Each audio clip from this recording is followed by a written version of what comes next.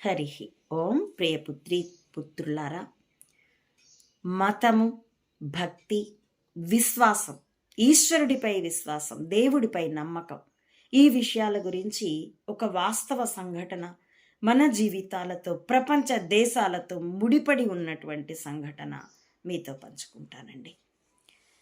ఈ డ్రామోజీ వాడి తరతరాల నకిలీ కణిక గూఢచర్య వంశం ఎప్పటికప్పుడు ఆధునిక టెక్నాలజీని గ్రిప్ చేసుకుంటూ దానికంటే అడ్వాన్స్డ్ టెక్నాలజీ తమ చేతికి వచ్చాక పాత టెక్నాలజీని బయటకు రివీల్ చేస్తూ దాన్ని అమ్ముకుంటూ ఈ టెక్నాలజీతోనే రకరకాల అన్ని దేశాల్లోనూ రకరకాల వ్యవస్థల్లోనూ టాపర్స్ని గ్రిప్ చేసుకుంటూ అసలు తమ ఏజెంట్లే ఆ టాప్ పొజిషన్లోకి వచ్చేటట్టు ప్రమోట్ చేస్తూ ఎప్పటికైనా ఒక అంతరిక్ష అంతఃపురం లెవెల్లో ఒక సిరి సంపదల అంతఃపురాన్ని కట్టుకొని మొత్తం ప్రపంచాన్ని కాలుష్య కాసారం చేసేసి అప్పుడే కదా తమ పట్ల ఆరాధన ఉంటుంది.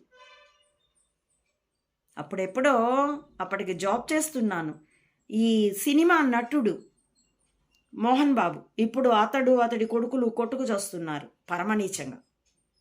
అతడి పెద్ద కొడుకు మంచు విష్ణు కొంచెం నత్తి లాంటిదో కొంచెం బుర్ర అయితే మాత్రం అతనికి లేదు. మా అనే అసోసియేషన్కి అధ్యక్షుడిగా ఉండి టంగుటూరి సంథింగ్ కందుకూరి వీరేశలింగం గారి ఇంటి పేరుని టంగుటూరి ప్రకాశం పంతులు గారిని మిక్స్ చేసి కొత్త పేరు కనిపెట్టాడు. మొన్న గవర్నర్ గారు గనక నరేంద్ర చంద్రబాబు నాయుడు అన్న కొత్త పేరు సృష్టించినట్టు. అలాంటి ఆ బుద్ధిమాంద్యుడు అతడి భార్య తొలి ప్రసవం, 2 కమల పిల్లలు ఆడపిల్లలు పుట్టారు. ఆ ప్రసవం కోసం విదేశాలకు ఒక విమానాన్ని తీసుకొని తన పని వాళ్ళని కూడా తీసుకొని 200 మందిని తీసుకెళ్ళాడని ఒక అతిశయపు వార్త. అందులో సత్యాసత్యాలు నాకు తెలియదు. ఆ రోజు పేపర్లో వచ్చింది. నేను సూర్యాపేటలో జాబ్ చేస్తూ ఉన్నాను.